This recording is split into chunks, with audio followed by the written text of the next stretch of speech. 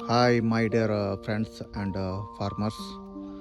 ತುಂಬ ದಿನಗಳ ನಂತರ ಮತ್ತೆ ವಿಡಿಯೋಕ್ಕೆ ಮಾಡೋಕ್ಕೆ ಸ್ಟಾರ್ಟ್ ಮಾಡೀವಿ. ಯಾಕಂದ್ರೆ ನಮ್ಮ ಟೊಮೊಟೊ ಸ್ಟಾರ್ಟ್ ಇರೋದ್ರಿಂದ ಮಾರ್ಕೆಟಿಗೆ ಹೋಗೋದು ಬರೋದ್ರಿಂದ ಟೈಮ್ ಸಾಕಾಗ್ತಿರ್ಲಿಲ್ಲ.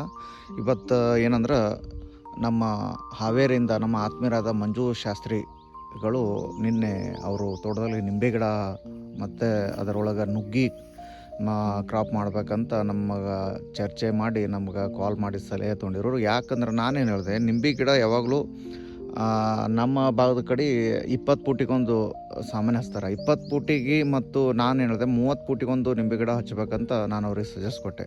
20 ಫೂಟಿಗೆ ಹಚ್ತಕ್ರೆ ಏನಾಗುತ್ತೆ ಅಂದ್ರೆ, ಈ ಪ್ಲಾಟ್ ಇದೆಯಲ್ಲ ಇದು 25 ಫೂಟ್ ಆ್ಯಕ್ಚುಲಿ. ಇದು ಪ್ಲಾಟ್ ಹಳೆ ಪ್ಲಾಟ್ ಆಗಿದೆ ನಮ್ಮದು.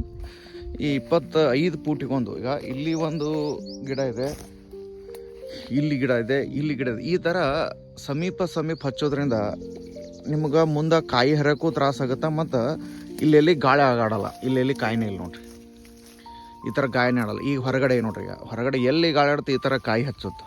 ಅದಕ್ಕೋಸ್ಕರ ನಾ ಏನೇನು ರೆಕಮೆಂಡ್ ಮಾಡಿದೆ ಅವರಿಗೆ, ನಿಂಬೆ ಗಿಡ ಯಾವಾಗಲೂ 30 ಫೂಟಿಗೊಂದು ನಿಂಬೆ ಗಿಡ ಹಚ್ಚೋದ್ರಿಂದ ತುಂಬ ವರ್ಷಗಳ ಬಾಳಿಕೆ ಬರ್ತೈತಿ. ಮತ್ತು ಎಷ್ಟು ಗಾಳಿ ಆಡುತ್ತಾ ಅಷ್ಟು ನೋಡಿ, ಈಗ ಹೊರಗಡೆ ಗಾಳಿ ಆಡೋದ್ರಿಂದ ಈ ಥರ ಕಾಯಿ ಇರುತ್ತೆ.